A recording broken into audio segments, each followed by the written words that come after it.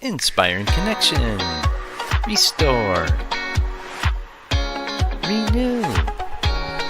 Reconnect. Live. Laugh. In love. Connections. Dream. Getaway Experiences.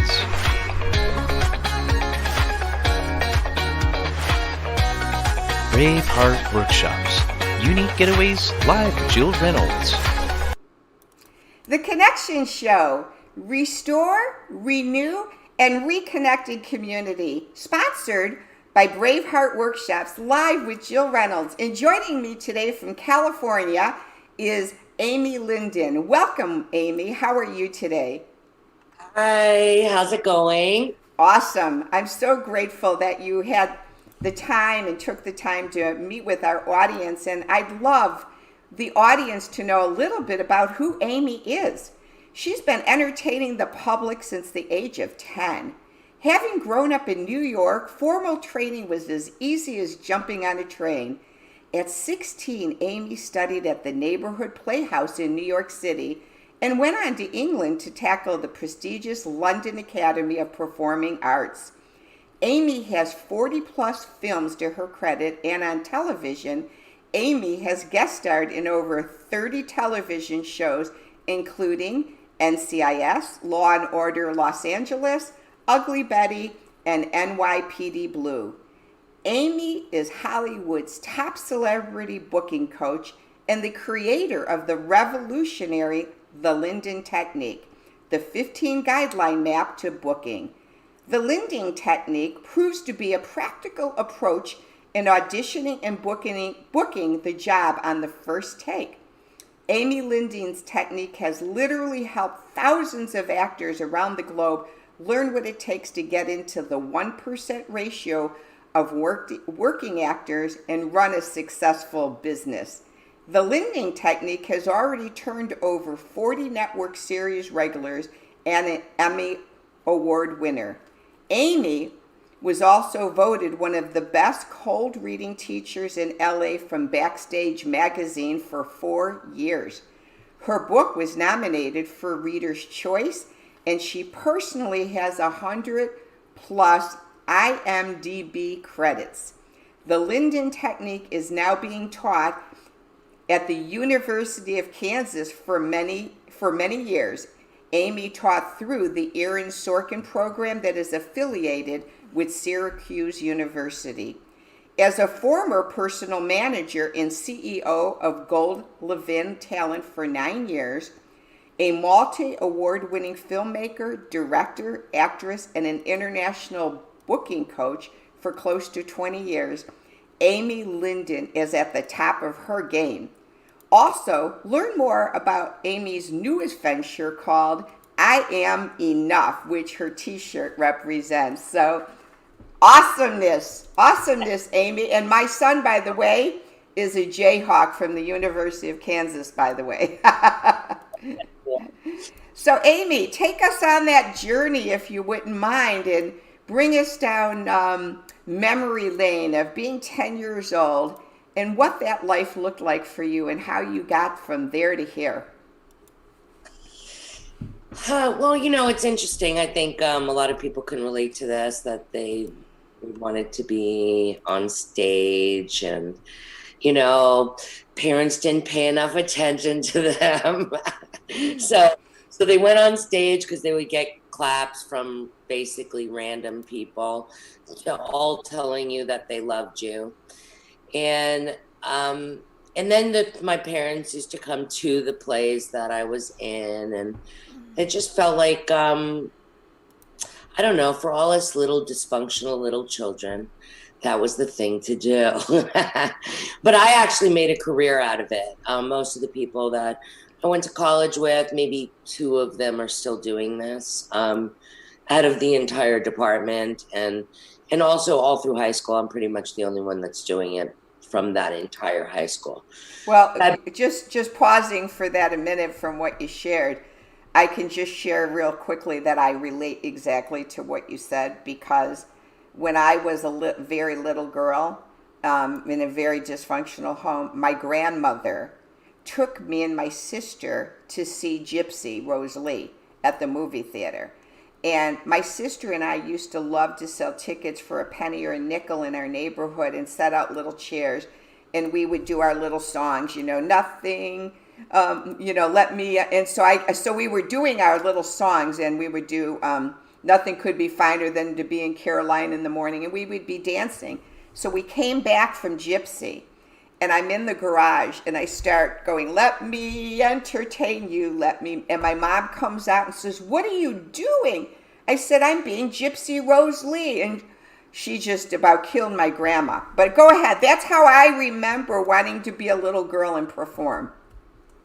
Well, I think a lot of kids are that way, and we were talking earlier about your grandkids, about how smart they are and how they should be actors. And since I've been working with young kids for so long, it's not really their career at the beginning, it's really the parents. So those of you out there that are thinking about putting your kids into the industry, make sure that you get educated and that you don't pay anybody money except to build your portfolio. But other than that, just make sure you do it right, or contact me, or contact my friend Wendy Elaine Wright, who show you how to put that together. But do realize it's not just your career, their career, it's your career, because everybody has to be running the same way. So when I was personal managing, I put Adam Brody on the OC, and I used to negotiate contracts. I negotiated the Jungle Book contract for Brandon Baker, who was Mowgli at the time for Disney.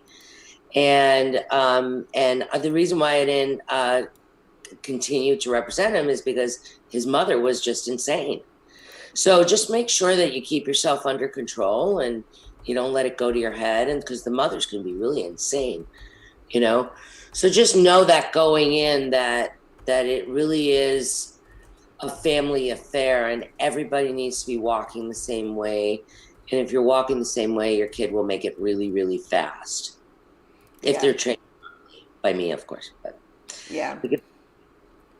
I hear that, because I think, like you said, it's really the shadow of the parents, and the children end up being in that shadow. So I totally get what you're saying. So take us then from being that little girl and loving to entertain and being in plays, and then how this manifested then in your life.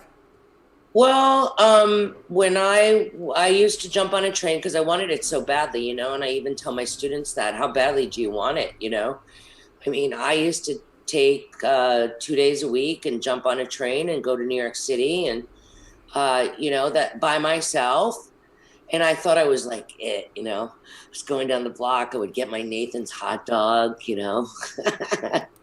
Then I'd go to the neighborhood Playhouse Junior School, and Sanford Meisner was upstairs and I was downstairs, and and he was the big deal back then, and then my parents sent me to London to train at the university to study Shakespeare, and that was awesome too. I mean I wanted it so desperately, In 76, my uncle. 1976, my uncle won the Oscar for Rocky. He was the executive producer. So the entire family basically followed him to Hollywood. I was the last one to come because I was still in school. But everybody came to Hollywood, and it was great because he made so many movies and he put my grandparents in it. And so if I ever wanted to see my grandparents, I'll just watch the movie and they're in his movies, which was really. And so whenever I make films, because I make films, I always put my mother in it. Wow, that's really cool. That's a great story, because then you have the memories forever and ever and ever. Yeah, there it is. When my grandmother passed, I made a movie about her. And I was always making movies about my grandmother. They had They had a one of those fashion shows in her assisted care living center, and I'm like, I gotta go and shoot this. So I took my camera, went down there, and they're like going down the aisle with their walkers, and they're going. Mary here is modeling and she's there with her walker. It was really cool. That's amazing. Called it Young and the Rest of Us, but I made a movie that won the Studio City Film Festival last year. A documentary short about my grandmother, and it was called Love is a Tickle in the Heart. So I'm just one of those creatives. Graduated Syracuse University with a BFA in drama, studied with Stella Adler, like with her. Studied with Harry Master George, who launched Ray Liotta's and all the Fannings, Elle Fanning and Dakota Fanning, all trained with him.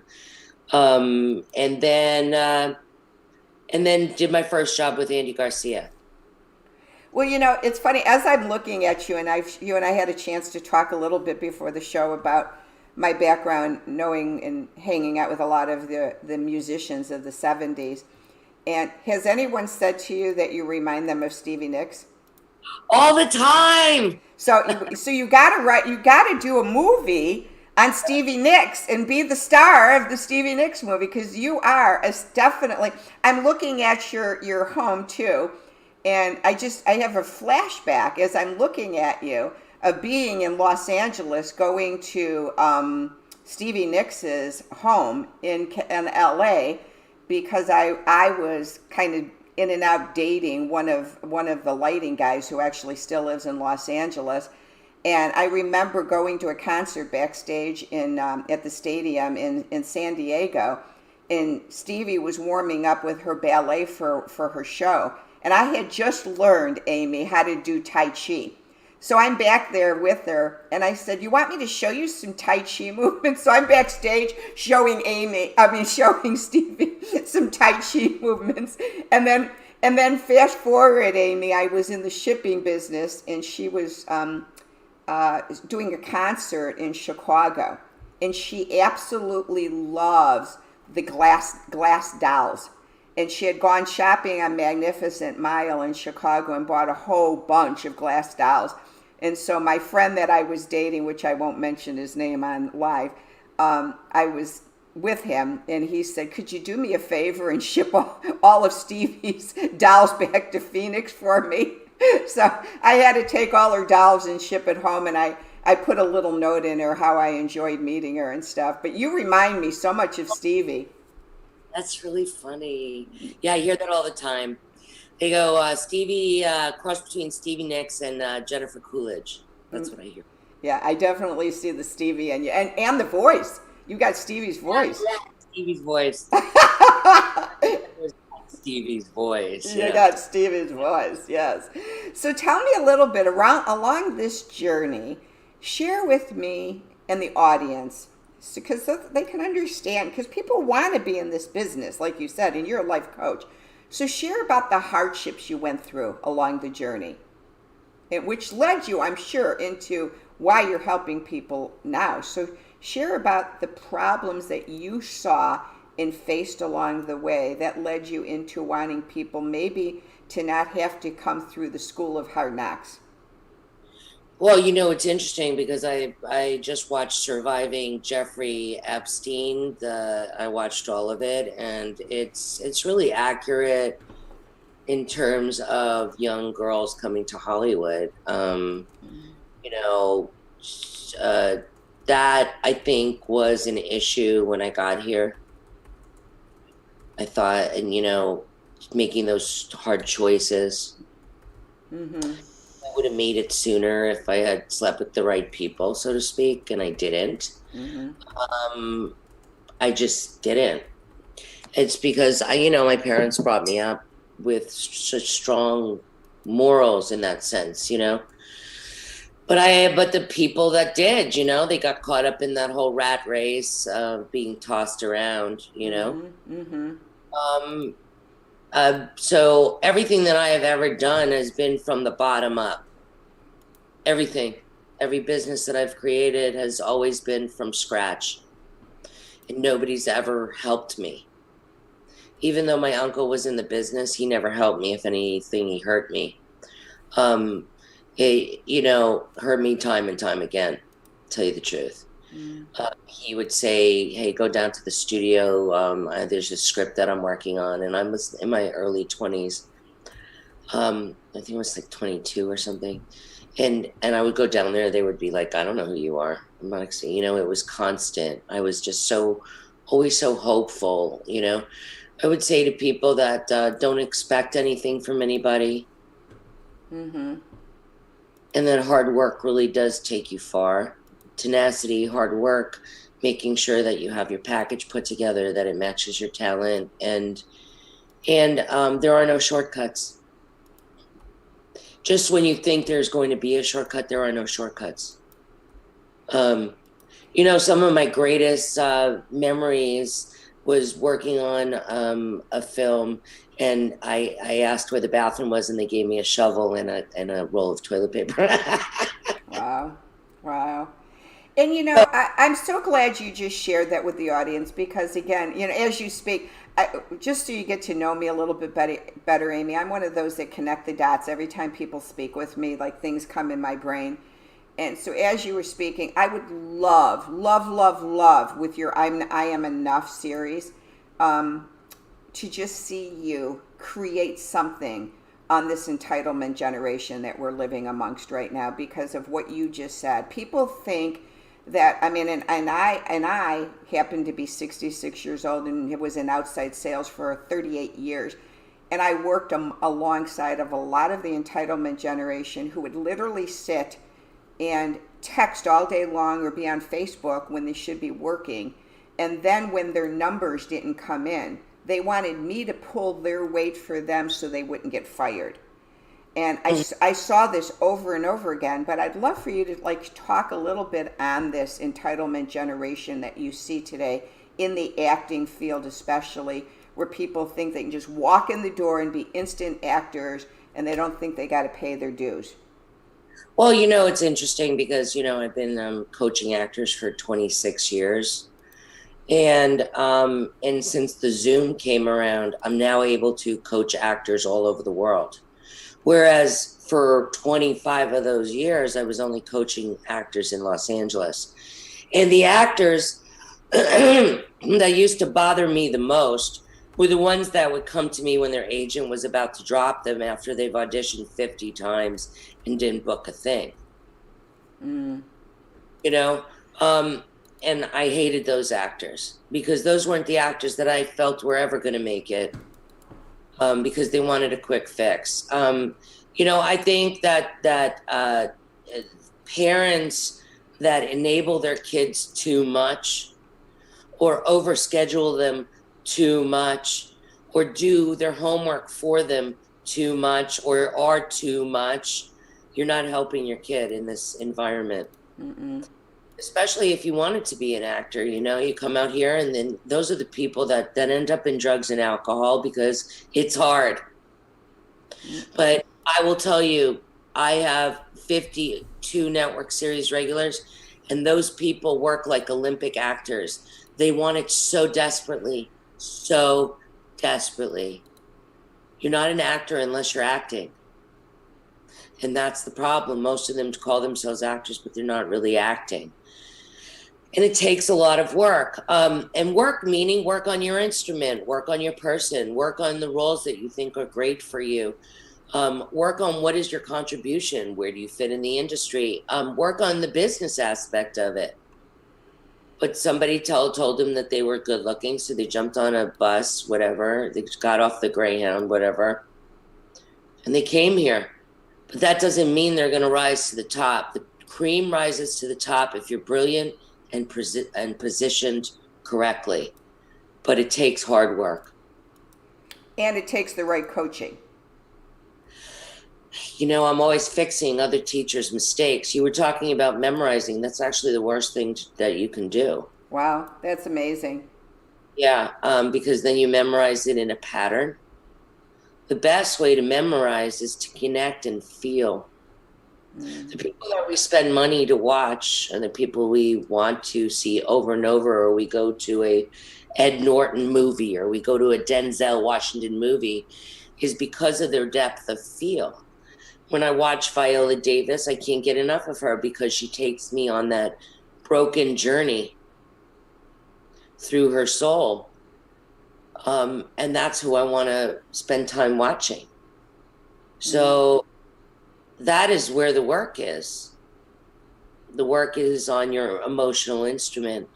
And most of the people that come to me, they're memorized and they're not feeling anything. So if you're not connected, there's no reason I should connect to you. So I like to turn out emotionally juicy actors. I'm so glad that you shared that, because at one point, I think this was, I want to say about 8 years ago, there was this, I don't know, it's like a Christian acting coaching thing that you went and you interviewed and you had to memorize a specific amount of words and then go before their judges and see if they thought you were good enough or whatever. I like it. You're good enough. And I remember I tried to memorize this script for like 3 days, and I just bombed the audition. I mean, horrible. I couldn't remember half of the stuff. And I just thought to myself, I could never, ever act. And the truth of the matter is, from what you said, I'd probably be a fabulous actress because I've done 38 years of deep therapy. And, I go to retreats where people take hours to try to tap into their emotions, and I'm there instantaneously, Amy. The second I connect with the emotion, I'm right there. And you could be an actor then. See, that's why people don't understand the philosophy of great acting. Yeah. The philosophy. And the truth is, because of your experiences and your juicy past, that would give you a very girth-filled actor that would be very interesting to watch. And so the audience out there that's listening to Amy today, I deal a lot, Amy, with the recovery community and wellness and health and wholeness. And I have a passion for that. I have a passion for people that are willing to be resilient and persevering and willing to go deep, and not this artificial crap, but let's be real. Let's really connect and be real. So with that community out there, let's talk to that community that's willing to be authentic and real. And they've had a passion deep down inside their soul since maybe they were little even, or it's just even kind of come into their adulthood. I'd love for them to know more about you personally and how you then work with these people so that you can take them on a little bit of journey should they decide, you know what, I'd like to invest in myself because you know what, I am enough and I'm worth it and I really do want to fulfill a passion. So if there's the people out there that want that, what is it like to work with you and take us down that path, Amy? Well, I'm specialized in the field, sort of like if you hurt your foot or something and you would go to a specific kind of foot doctor. You understand what I mean? Mm-hmm. I'm a booking coach. I don't take people from the beginning. You understand? I can teach you how to put together a business package, but I don't take people from the beginning. But if I were to teach you right now on how to take something from the beginning for yourself, I would say go to the film commission and find out what's shooting in your area and become a big fish in a little pond for a while. Go over to the film schools, like any of the universities, because I don't think anybody should move to Los Angeles unless they have their package together anyway. Mm-hmm. And if you feel that you want to do that, I say it doesn't matter what age you are. You go and do that. Anybody could make it at any age. And what is make it really? Make it means actually just pursuing your passion and actually living it. So you can do that in your hometown. Like these entitled people that say, oh, well, then you didn't go to Hollywood, so you didn't make it. That's a bunch of BS. That's not true at all. Where do you want it in your soul? If you wanted to fulfill that, there's nothing like being on a set. You can be on a set in Illinois, in Alaska. Mm-hmm. There's a lot of sets going on in every single city. So I say you go find yourself a professional headshot photographer in your city and make sure that they come highly, highly, highly, highly recommended. And do not spend more than $300 and get yourself some headshots. And when you get those headshots, I want you to really meditate on the kind of roles and the kind of career you've always wanted. And that's what you should be doing. What did you always want to play? Well, does that feel like that in the picture? And then go out and start submitting yourself. And when you say submit yourself, where do you submit yourself to? Then how do you start? Well, access, which is through Breakdown Services, but actorsaccess.com has access all over the world. Casting Networks is another site, castingnetworks.com. In Los Angeles, it's called lacasting.com.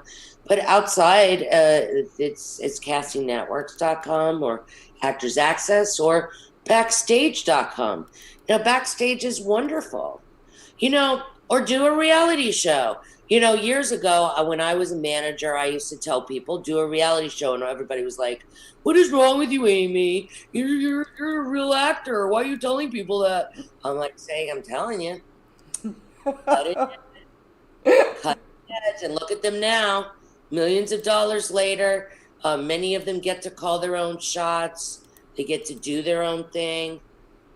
Look, if I had all those millions from a reality show, I would be making my own movies. I'm cracking up laughing, Amy, because before my mother died, I must have had, if I added up how many people told me over the years that I should write my story, I probably have had 2,000 or 3,000 people say, gosh, Jill, your story would be a #1 bestseller.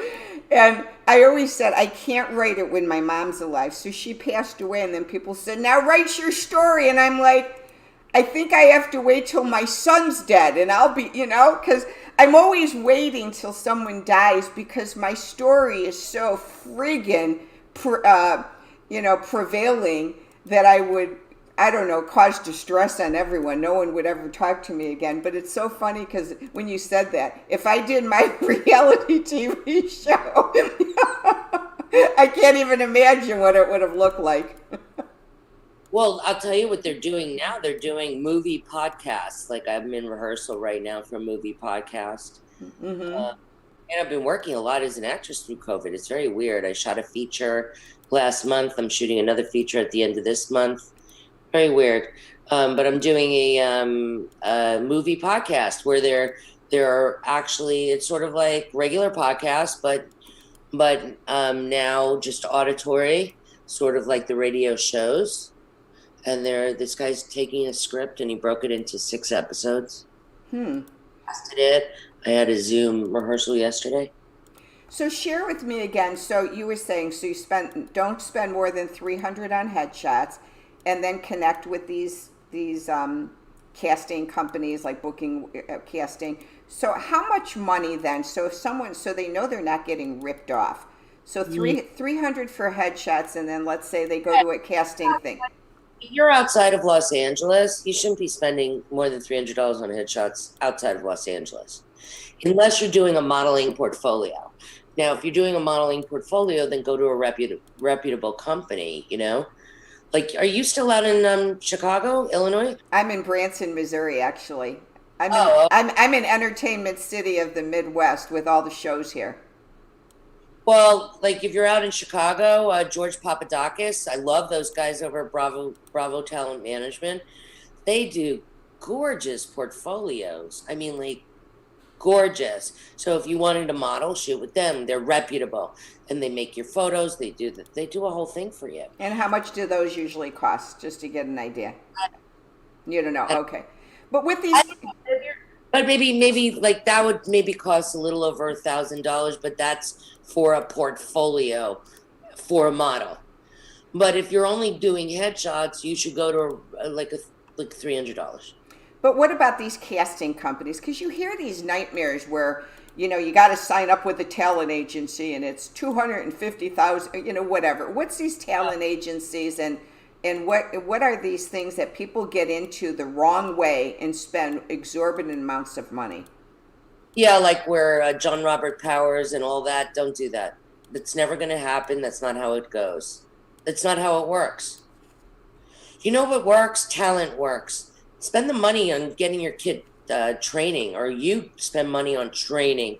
Train yourself to be brilliant, because you can't just be good. You can't just be great. You have to be at no question.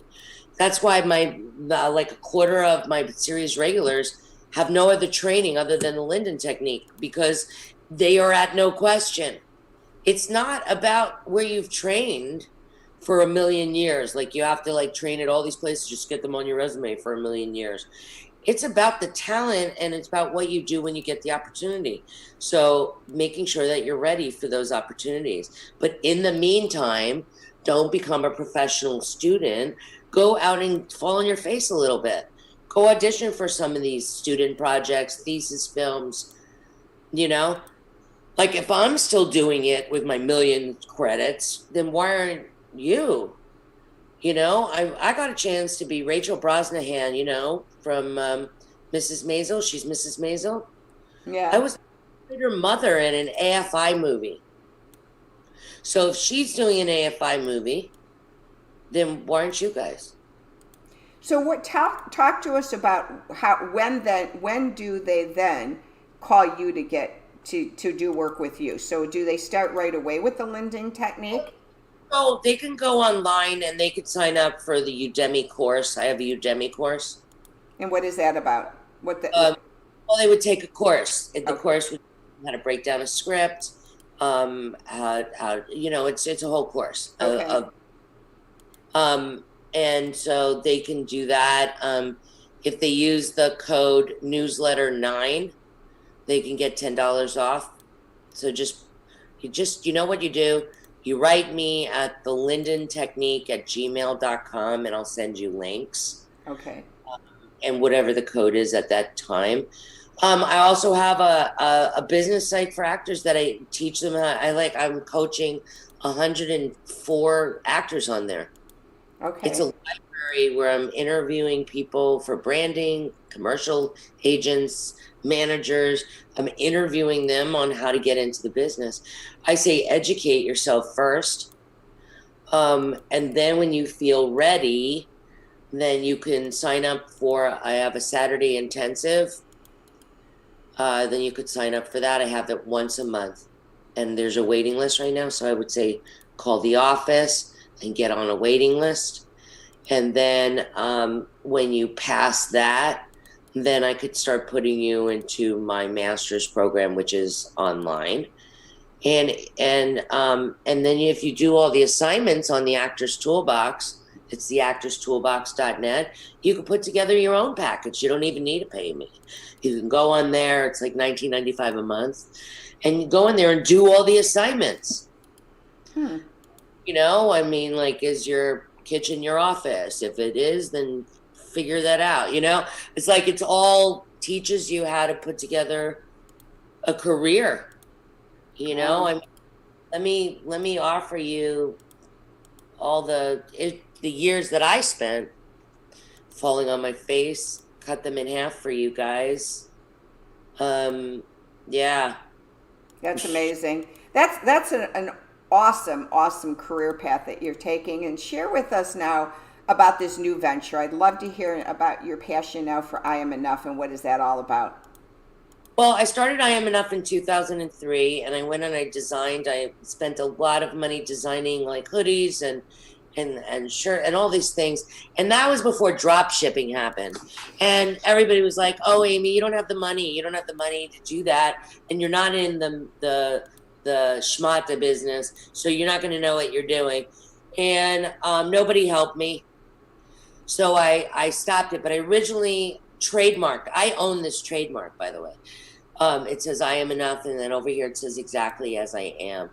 But I own the trademark for apparel for I Am Enough since 2003. Um, and I did that because the people in my classes, the reason why they weren't booking jobs was because they didn't feel powerful enough.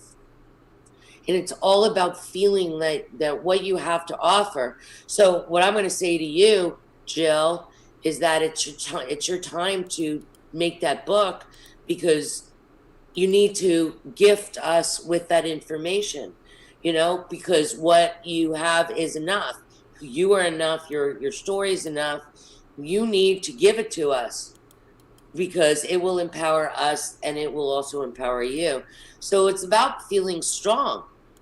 It's about feeling strong inside to be able to go out there and live the dream that you're supposed to be living, not somebody else's dream, not sitting around thinking about it. If you wear this, like I have pillows, I've got mugs, I've got hats, I got a ton of stuff. If you keep it around you all the time and keep reminding yourself, then it will force you to be comfortable doing what's uncomfortable. You have to feel like you're enough. And so it started with my actress in 2003, and then drop shipping came and COVID came. And I'm like, you know what? I'm going to do this. So I hired somebody to build my Shopify site. I'm working now with an advertising marketing person because I'm weak at that. And always remember, make sure you hire people that are fill in where your weaknesses are and don't be ego-centered. So I hired this guy because I don't know anything about advertising marketing. And of course, he's going to redo the website. So that website's gone through 3 installations in 2 months just to get it right. But I'm out there trying. Well, that's really cool, and I'd love to promote that for you, because I am an advocate of I Am Enough. It's like my story. My story is all about I am enough. It is anybody's story. Anybody that has gone through any kind of addiction, any kind of codependency, any kind of anything that's outside of them, it's their story. Mm-hmm. Anything that's outside of you, it's your story. Well, and it goes deep, Amy, and for the audience to know, I've been doing a lot of work on a thing called, and have done a lot of work in a thing called legacy burdens.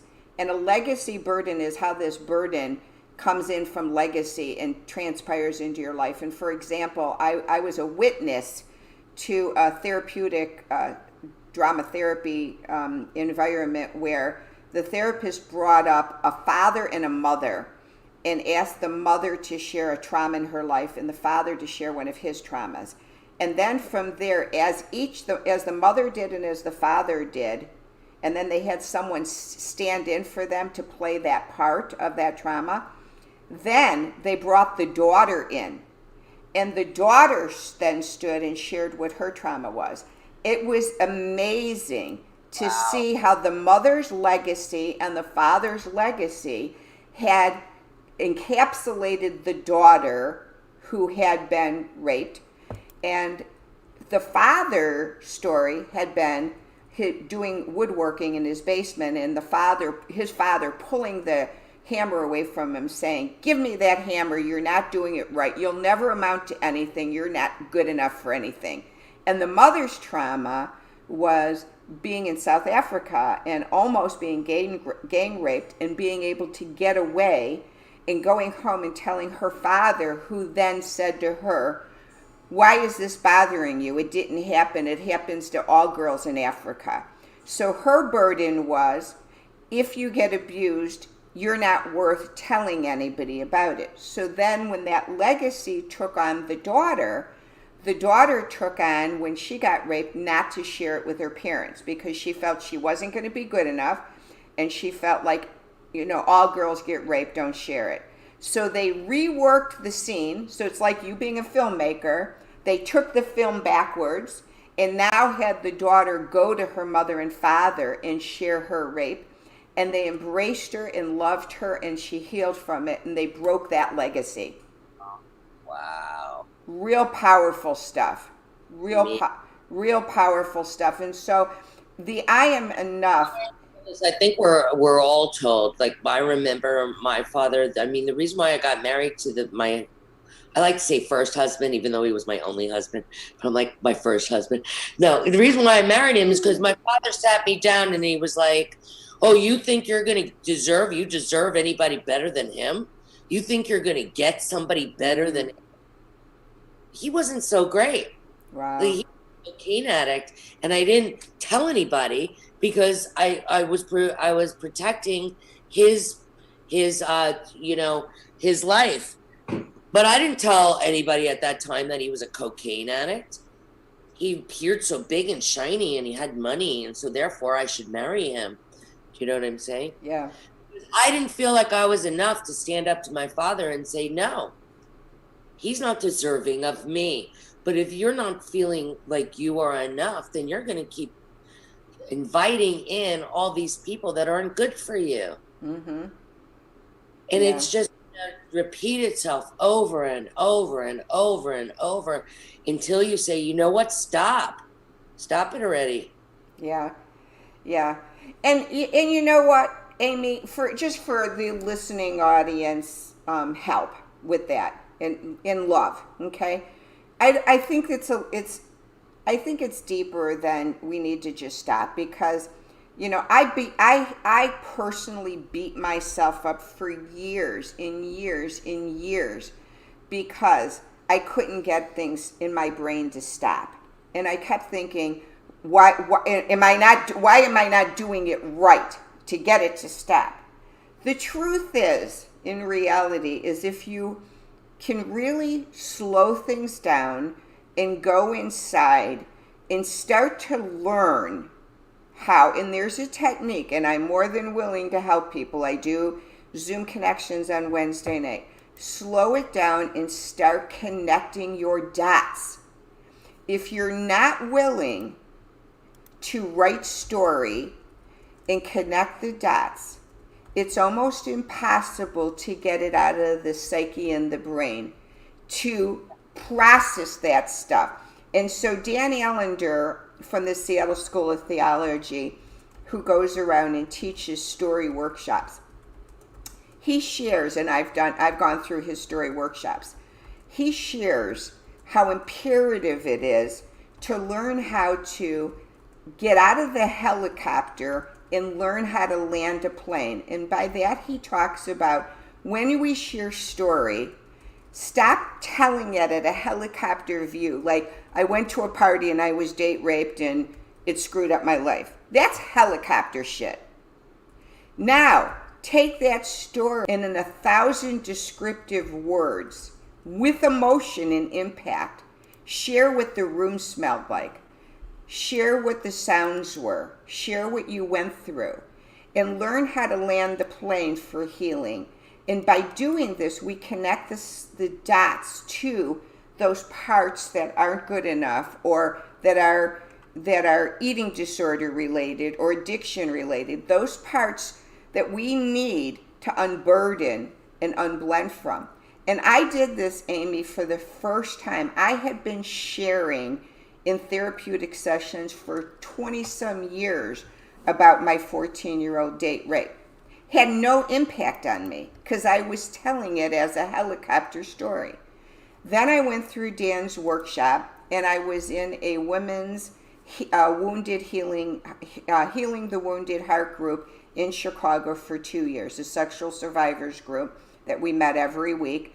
And we did the Dan Allender e-series on healing the wounded heart, and we wrote story. And I wrote my story for the first time landing the plane, and I bawled my eyes out, finally connected to the pain of it.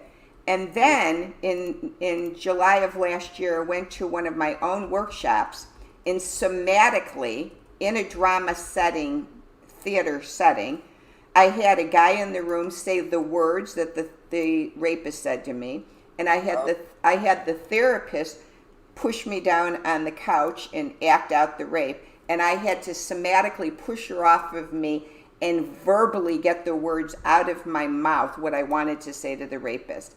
And so it's called embodiment drama therapy, where you get it out of the body.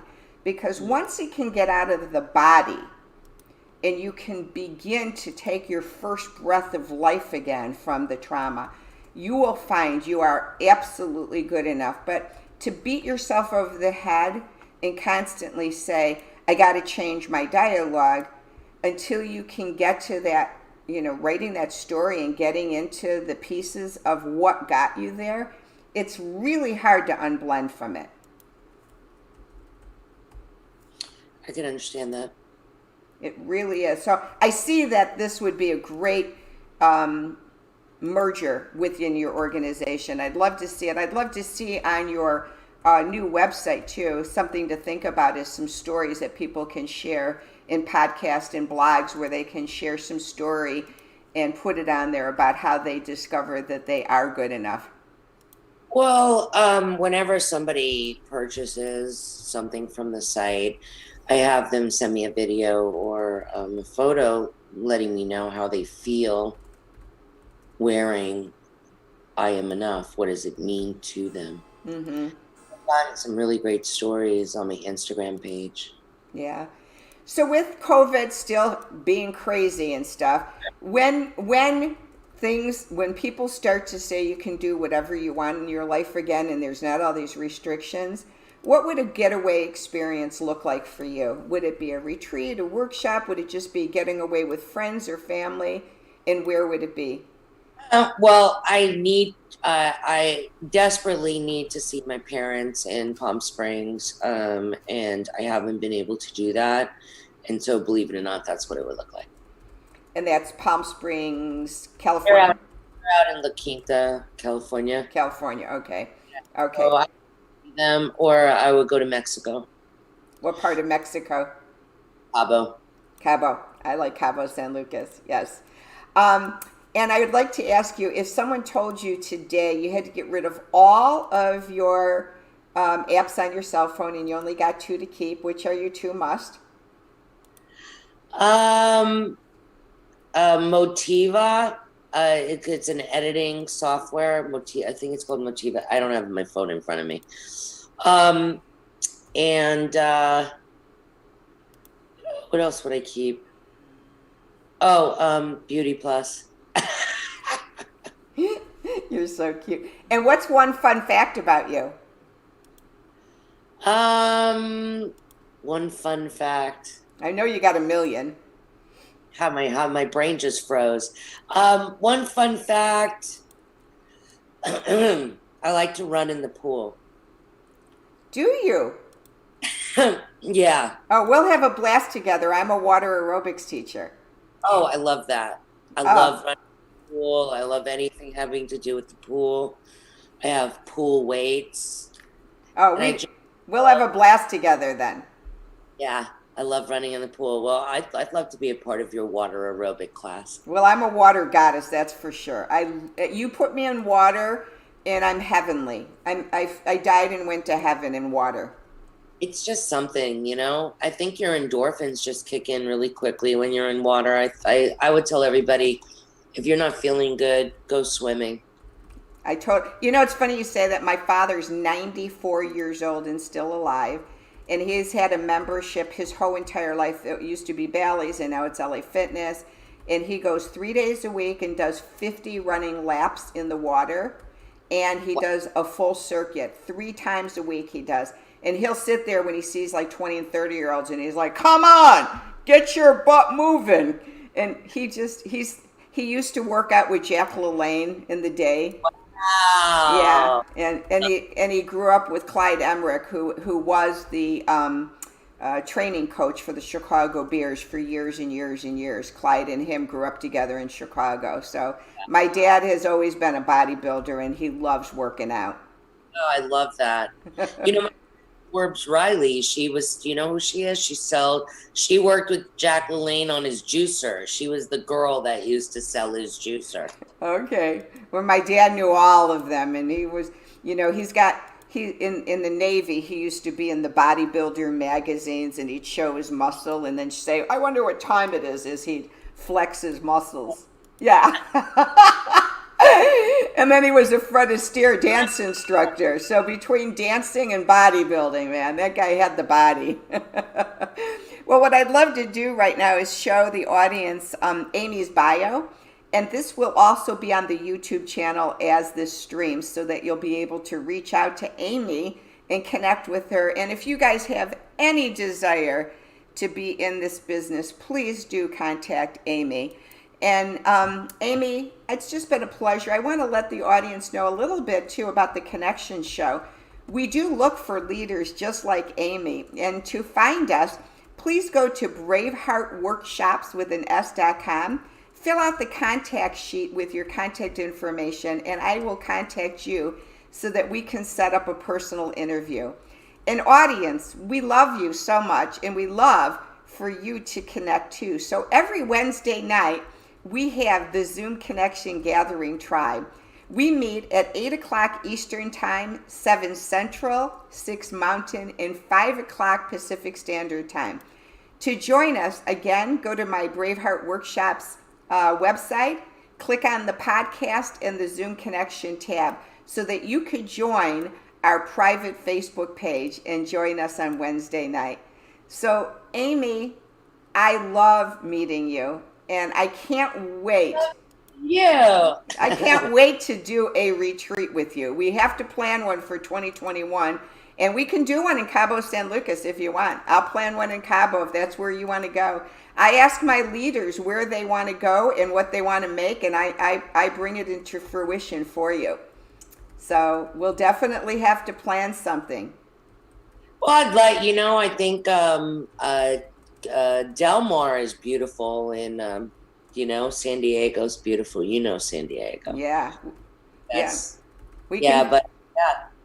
Yeah, and you know what? I have a phenomenal place in Aruba if you ever want to do Aruba. I've never been to Aruba. Oh my gosh, you'd love this place. It's got the place I found this place that has 3 side-by-side villas that are connected. Each villa has 6 bedrooms, 6 private baths, a kitchen, a dining room, and a living room. Then it has a gorgeous outdoor patio, and then you walk to the back of the property, and it has a small patio with a small swimming pool, private pool, and then down 3 steps on its own cove beach. And it looks just like this. The water is this pristine, and it's phenomenal. And we can do like 6 nights, 7 days there. And on the outdoor patio, we can do an hour or two, whatever you want, classroom teaching of what you do, coaching. And then we can definitely do our water aerobics and just have a blast in Aruba. Wow, that's fantastic. Yes. So thanks so much for joining us. And you guys, we'll meet you Wednesday night on The Connection Show. Thanks a lot. Have a great day. Bye now. Thanks for joining us on The Connection Show. Let's connect now. We can dream together to renew, restore, and reconnect with wellness in our life and community. To enhance connection, join us in the Zoom Connection Gathering Tribe on Wednesday evenings. The Zoom Connection Gathering Tribe is an easy and practical way for everyone to meet up, gather, and feel welcomed and accepted. To join us, go to braveheartworkshops.com. Then click on the podcast tab and the Zoom Connection Tribe tab. On that page, go to the Facebook page called The Connection Show Gathering Tribe and register to join our Facebook group. We post secure passwords each week in the group so you can log in safely. We meet on Wednesday evenings at 8 p.m. Eastern Standard Time, 7 o'clock Central, 6 o'clock Mountain, 5 p.m. Pacific Standard Time for 1.5 hours with great topics, laughter, and connection. See you on Wednesday evenings. Thanks for joining us and have a great day.